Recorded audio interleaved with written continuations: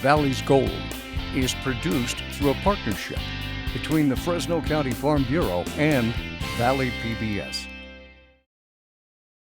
Production of this program is made possible in part by a grant from E&J Gallo Winery. Agriculture, it's the economic engine that drives this region.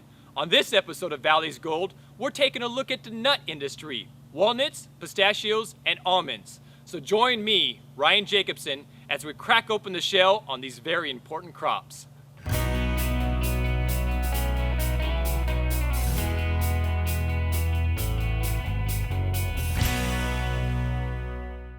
California has gone nuts the last couple of decades, producing a lion's share of the world's supply of nuts. We're in Kings County today, and I'm with Michael Mia, who's going to talk about this. Michael, thanks for having me out this morning. Well, thank you, Ryan, for coming out. I appreciate you coming here and letting me talk about our walnuts. This is one of our oldest fields that we have in the Mia Farms Corporation. These trees here are about 60 years old, and we've been doing walnuts since the early 1930s or so. Wow, so your family, long family history here then. So long family history. My grandfather, he immigrated here in the 1902, came into Angel Island, and in fact both my grandparents came in at the same time. They really didn't know each other, and they settled up north for a little bit, and they worked on the railroads, and then eventually settled here in Kings County. And they started on a little ranch about 7 miles from here. Wow. Okay. And in 1930, they purchased their first piece of land. It was about 30 acres. And I think they purchased that for a few $100s, maybe at the most. And from there, we just started slowly growing. And we've always done walnuts. We've done other crops also. We've done peaches and nectarines and grapes. We've done cotton and corn. And we're doing a little bit of onion seed right now. Oh, wow, okay. And so we're pretty diversified. That's been our philosophy for many years, is to diversify our crops. And so if one crop doesn't turn out right, well, then hopefully another crop will come in and carry us through the years. I am still amazed. You said these trees are 60 years old. So your family actually planted these trees in? These trees my parents did not plant. Okay. This is a field that we acquired about 7 years ago. Okay. Okay. And our oldest field is, like I said, about 7 miles from here where we did plant those trees. And those trees are probably just around 60, 70 years old too.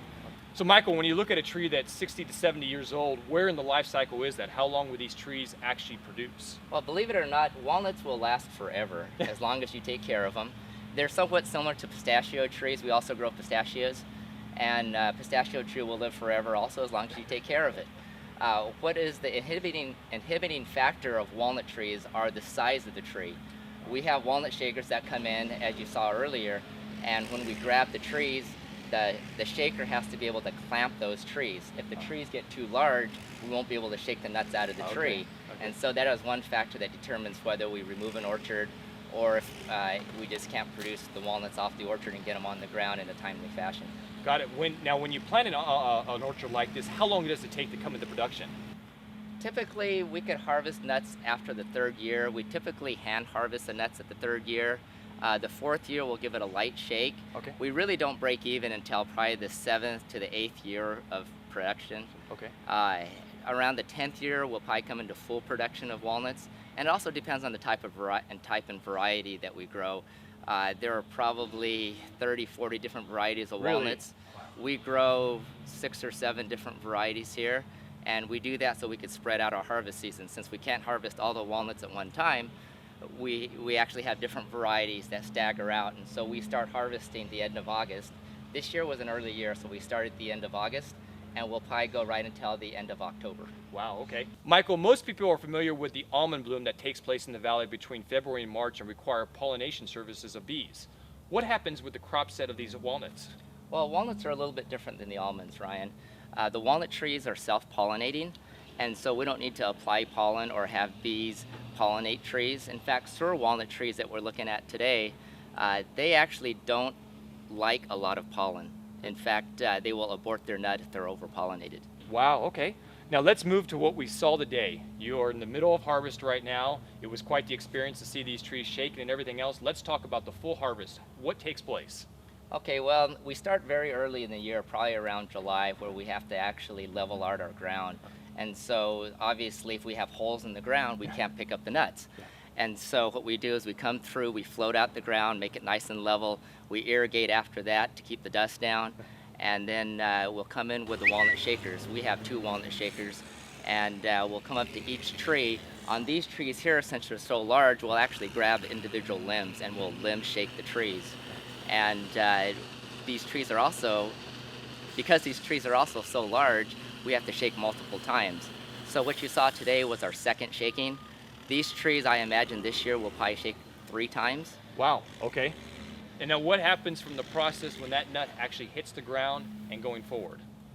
So after the trees are shaken, we come through with sweepers. And what the sweepers do, there's, if you pretend it's like your grandmother sweeping the floor, it's just the oversized version of that. We'll come through and sweep these 30-foot rows and put them into a row that's about 2 feet wide. Oh, wow. And then we'll come through after the sweeping. We'll come through in this orchard with a de-sticker, and we'll take out as many sticks as possible. The sticks are really bad for the machine, the equipment, and also for the cleaning process. People don't want sticks when they're eating their walnuts. And so we'll go through and then pick up the walnuts that's in a row. And after we pick them up out of the field, we'll come through with a shuttle cart.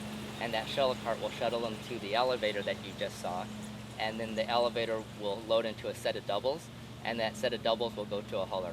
Wow, okay. And then at the huller, what exactly is the process that takes place at the huller? So at the huller, what we do is we'll unload the set of doubles into a large pit, and they'll take those nuts and really just clean them and wash them, and they dry them. And they separate all different types of foreign materials, whether they're golf balls that you'll get once in a while. We'll take out glass, we'll take out rocks, we'll take out anything that is not really a walnut. And that gets all separated out, and really you're left with just the walnut. Well, Michael, thank you so much for the information on these walnuts. Let's head over and see your pistachios. Great, Ryan, let's go.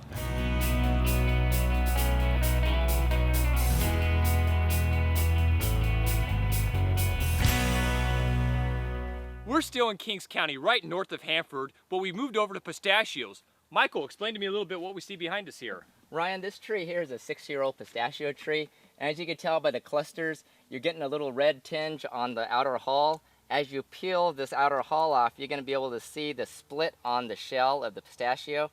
That will enable the processor to peel off the shell and get to the actual kernel. The kernel itself is here. Well, this looks completely different than the walnuts we just left and saw on your property there. Let's talk a little bit about how do you grow a pistachio different than a walnut? Well, pistachios, they take a lot longer to grow and to mature. For this first harvest, these trees are 6 years old. On a walnut harvest, we'll harvest at year 3 often. Wow. Okay. The pistachio tree takes a lot less water. It's a desert plant that's originated from Turkey in the Middle East. And they're very hardy trees, so they'll live basically forever as long as you take care of them. They don't grow very large. The pistachio tree may grow to maybe double this size, and we will shake them once a year like we do on walnuts. Occasionally we'll come back and shake a second time. Now let's talk about that shaking. It's a lot different than what you showed me with the walnuts. These actually never touch the ground. That's right, Ryan. The way the pistachio trees are harvested is that we catch every pistachio so it doesn't hit the ground. We don't want the split and open pistachio hitting the ground. And what we will do is bring in a shaker that's similar to a walnut shaker, but what it does is actually shake under the tree, and a canopy will catch the pistachios as they fall. Well, you talked about really the non-pollination that exists in the walnut trees. What happens in the early springtime with these trees? Ryan, the trees in this orchard, we need a pollinator in this field. And the pollinators will be spaced every, it's a random spacing that we use, and you could tell by the white trees in the field. We actually paint them white so the shaker people won't shake the pollinators. Because there's no nuts on them, correct? There are no nuts on the pollinator trees. Wow, okay. Okay, and you talked a little bit about the history of the tree going back to the Middle East. One of the fun facts is that pistachios is one of the relatively new crops in the valley. We look at it from being sometime in the late 60s when it commercially became available, but the popularity has expanded dramatically the last decade of the pistachio. Talk a little about how that market's increased so dramatically. Yeah, it's incredible how fast pistachios have taken on a popularity with a consumer. We're selling pistachios all over the world, similar to the walnuts. And as we increase in production, we continue to find new markets throughout the world. Well, Michael, this has been an incredible experience. I thank you so much for taking me out in the field. We're actually headed up to Madera now to check out some almonds. Well, thank you, Ryan. It's been a pleasure showing you our fields. Thanks.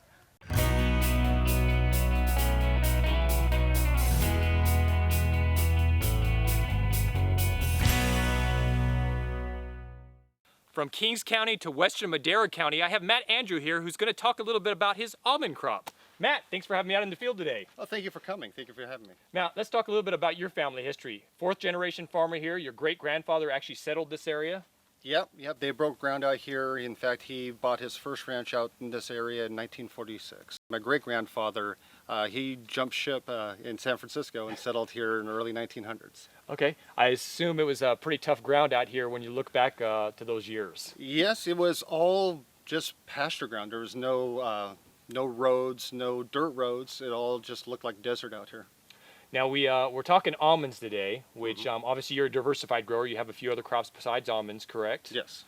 So we have wine grapes, we have raisins, we have pistachios, and then we have the almonds as well. Okay, great. Well, let's talk a little bit about what we're seeing here behind us. We actually have some almonds here on the tree that actually you're in the process of harvesting right now.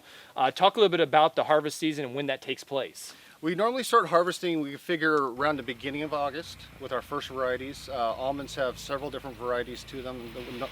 Not one nut is the same as the other. You have the nonpareil, which is the staple, and that's the bigger nut. That's the biggest kernel. We get paid a premium for those. Then you have the pollinators, because you need another tree, a different variety, to be able to pollinate, to cross-pollinate the trees with.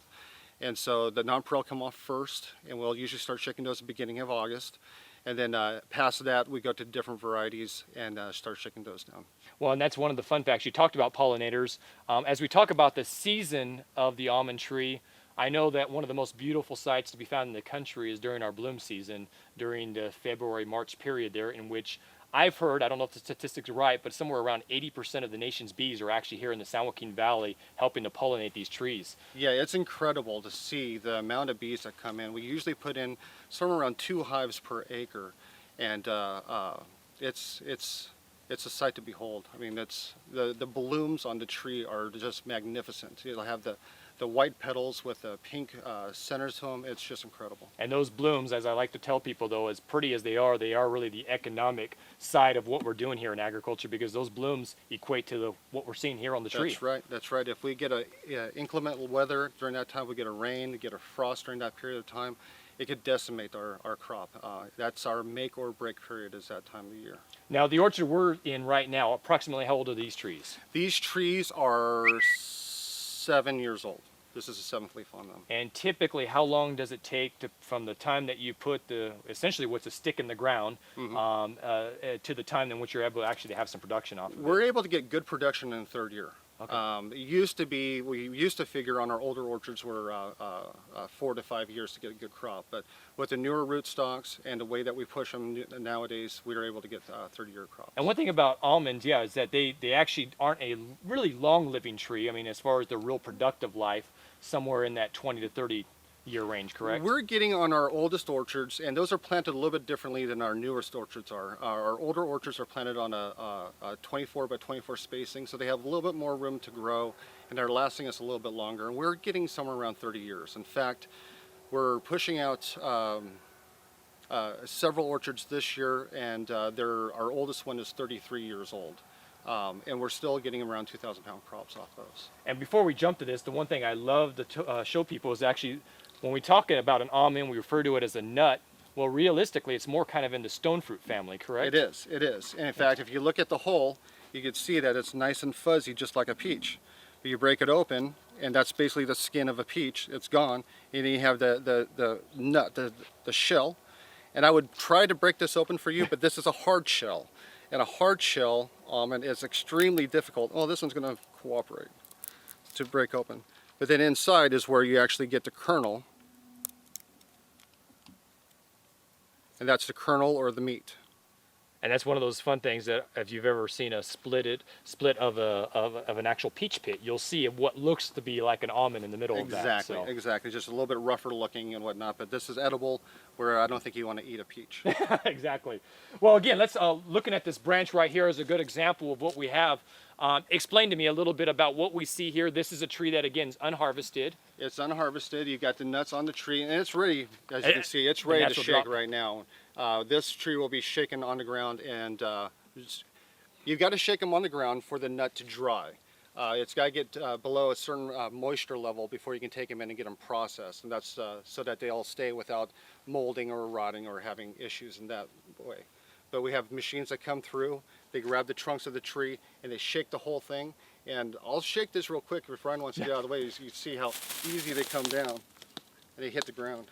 Approximately how long, when you see that clamp actually go around the tree, how long does that progress actually take? On the hard shells, they tend to stick a little bit tighter, and we'll actually shake them for a full 8 seconds. Oh wow, okay. So it's like a rodeo ride, a full 8-second ride. And when you look at how fast that's going, it's incredible the vibration that's taking place. Yeah. How many is it based off of RPM? How fast is that actually moving? It's based off RPM, but also it's based off the size of the weights within the picking head. Okay. So you can have different varying vibrations at different speeds as well. Okay. So the tree can, depending on the variety and what you're doing, you can do different things with it. Okay. The floors are critical during harvest because, as you see, when we shake the nuts on the ground, that's where we have to pick them back up off of. If we have a hole, if we have like squirrel holes or divots or any kind of pits to where the nuts fall down into them, we can't get the nut back out of it unless you go down by hand to do it. Everything's machine done. We have machine sweepers that sweep them up into rows, and then we have pickup machines that we pick the nuts up with after that. Well, Matt, thank you so much for showing me your family's operation. No, thank you for coming out. We're off to see how these are holding shelled, so let's go.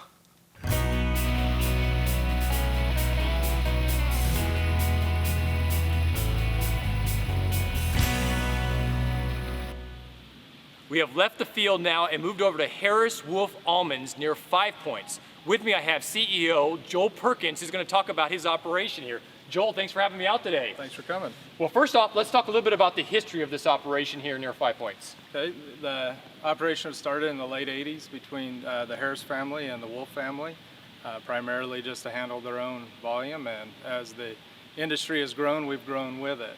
And it was the early ideas of Jack Wolf and the likes that got almonds going out here on the west side. Well, it's a fantastic looking facility, great in size, so let's start with what happens when the nuts come from the field to your plant here. Okay, well, we start receiving product normally in early to mid-August as the harvest is going on, and that continues through late October, sometimes early November. As we receive product, we stockpile it in our field, we tarp, fumigate it, and then hull and shell it until we're done. Okay. So that process takes until around Christmas time of getting the product hulled and shelled. We produce both what we call brown skins, which is a kernel like you're used to seeing in the grocery store, as well as in-shell almonds, which just have the hulls removed from them. What's neat is that it's actually a fairly simple process that when you look at what's in the field to what actually ends up in the bin, pretty simple, goes through pretty quickly. I saw as we were walking through it. Talk about exactly what's going on in the shed there. Yeah, the technology hasn't changed in a long time. There's some new sorting equipment out there, but for the most part, it hasn't changed. And it essentially shakes the hulls off of them and then cracks the shells off of them. And the goal is to get out all the foreign material and do as little damage as you possibly can to the kernel that's inside. Now we talk about the products that come from this, and you talked about the two specific lines. Where exactly are those ending up? The in-shell product's going primarily to India and to China. Product going into India is cracked out there. There's benefits to it going into India in the shell. So that product goes to India. The Chinese product mostly gets roasted and salted in shell, and so the in-shell goes that direction. The kernels are heavily domestic products, industrial manufacturing type use, as well as confectionery and everything else. Well, that's one thing most people around here don't know about when you mentioned the Chinese. So you said it's kind of like a peanut. If you were to put in a peanut, you actually do peel the almond out of the shell, and that's how the consumers over there eat that. Correct, yeah. And then let's talk about the byproducts. Very important to both this industry and to the dairy industry. No, that's right. On the hulling and shelling side of the business, the hull and shell that's removed from the nut actually becomes a feed source for the dairy cows. And so it's critical to the almond industry. because it is a revenue source for us, but it's also critical to the dairy farmers because it is a affordable feed product to supplement their diets with. So Jewel, where exactly do you source these almonds from? You know, primarily almonds come from California. About 80% of the world's supply comes from here, from Bakersfield to Chico area. Of that product, 70% of it goes export, about 30% of it is consumed domestically. So it's a very large crop for California. This year being around a 2 billion pound crop, that's about a $6 billion industry. And here at Harris Wolf, you were telling me approximately raw product coming in is about 200 million pounds. And then one thing I was surprised about is that actually only 25% of that actually ends up being the meat that the consumer actually sees. So correct. We'll typically handle anywhere from 50 to 65 million pounds in a year. now with seeing the process in here, it's incredible to see the mechanization, the machinery that you have taking place, but it also takes some human hands. Talk about the employment that you have. That's so important to what you guys do here. During our harvest season and through hulling and shelling, we employ over 300 people at this facility. In the off season, we still employ over 100 people here. And so we are a major employer in this area, and it is indoor work environment, and it's a good work environment. Well, good. Thank you so much, Joel. This has been a heck of an opportunity to come out here and check this out, and really appreciate seeing all the nutty activity going on out here. Thanks.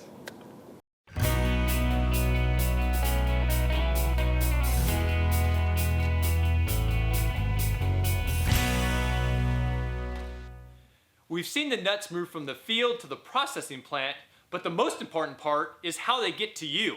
We're in Kerman at Shad Family Almonds, and with me I have Barbara Shad and Kimberly Ambrosini, who's a mother-daughter team that runs the country store here. Thanks for having me out today, guys. You're welcome. Thank you. Well, first off, let's talk a little bit about the country store. How long have you guys been running this?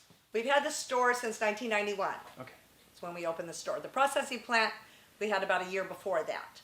But So- most importantly is not that just you have the country store, but you guys are also farmers yourself. Talk a little bit about your farming operation and how many generations it's been in the family. A lot of generations. My grandfather, my father, my husband and I, and our daughters and their son, my son-in-laws are all farmers now too. Great. We're the fourth generation farmers. Oh, Yes. fantastic. Yes. And the fifth generation's in school right now, correct? Oh yeah. Absolutely. Yeah. Yep. And so we just started selling almonds. I started selling 10-pound boxes of almonds from the garage. And then we built the processing plant. I had customers come here and want almonds. And then I had a friend that said, let's do some gift baskets. You know, I have customers and stuff. So then I told my husband, came home one day and I said, I want you to build me a store. So, because we had so much product we wanted to sell. So we just got more and more all the time. Yeah, since 91, that's you guys have had an incredible tenure here, and I'm sure just continue to grow on since Yeah, then. So. every year we get busier and busier. Okay, Kimberly, you want to share some of the biggest sellers here you have at the country Yes, store? absolutely. One of our most popular is our Valley Harvest Mix. The Limelight in Fresno sells it on their salads as a salad topper, and it's also a great snack just to eat. Another popular item is Barb's Bar Mix, named after Barb right here herself. She came up with the recipe and very popular with drinks or snacks, a great fun thing to have. And also our 10-pound natural almonds, and it's in a box like this. This is what we sell all over the United States and all over the world. And Really that's popular. where this all started, is with this box this right here. 10-pound Yes. box, absolutely, yes. A new item we have is our almond flour, and it's very popular, really good with baking and doing lots of different things in the kitchen, really fun. We have, of course, the very popular chocolate covered, and one of our salted is Romano Ranch, and this is on a Butte Padre almond, so it's a smaller almond, lots of flavor. One of the fun things about a country store like this is you get visitors from all over the world that come and visit you. Why don't you talk a little bit about that? Well, we have people that travel from into the United States, and they're always wanting to travel country roads or on the way to Yosemite or wherever, and they stop by and they see a country store, and so they come in. And most importantly is it's just not the physical presence that people come here. You also have a presence online with the website. Our website, yes, is very popular. A lot of overseas and a lot of people in the United States or even local that get on the website, which is shadfamilyalmonds.com, and order gift boxes and different types of product throughout the store. Here at Shad Family Almonds Country Store, I've grabbed one of their longtime customers, Deborah Coleman. Deborah, thanks for talking with me. You're welcome. Now, you've told me you've been coming here a number of years. At least 20 or 25. Could be longer. That's fantastic. Now, what exactly keeps you coming back? The great service and the great gifts. Yeah, can't get a more unique gift than from Schott Family Almonds. And I assume you're coming here, you must love the products. Always. What's your favorite? The chocolate covered, dark chocolate covered. Chocolate makes everything better, doesn't it? It does. But especially almonds. So, Yes. well, good. Everything's good. And I see in your hands you actually brought a basket and some wine with you. So you're making. I'm assuming you're going to have a basket made with some of our Valley products. I am. It's a special birthday gift for a special friend, and they do the best out here. They'll put anything together for you, so you can bring your own products. But you mix it with Schott Family Almonds, and it makes it very special. So. Well, that's fantastic. Well, thank you so much, Deborah. I'll let you get back to shopping. Thank you.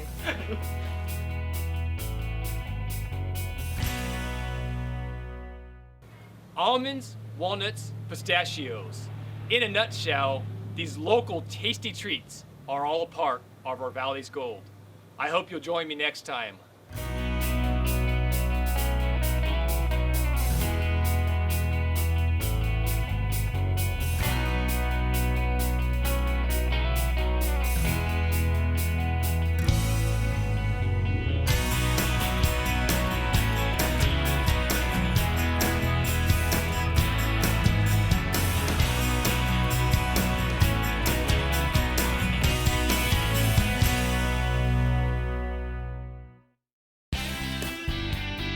Valley's Gold is produced through a partnership between the Fresno County Farm Bureau and Valley PBS.